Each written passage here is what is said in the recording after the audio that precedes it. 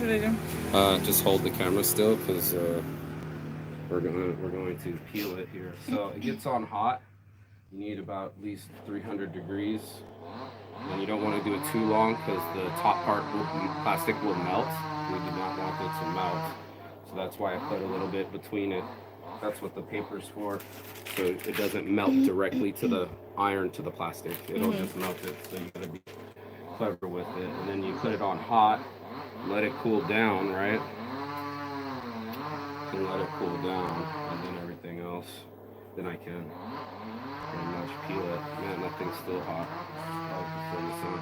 I have no idea what's going on with the chainsaw this morning. It's been all morning.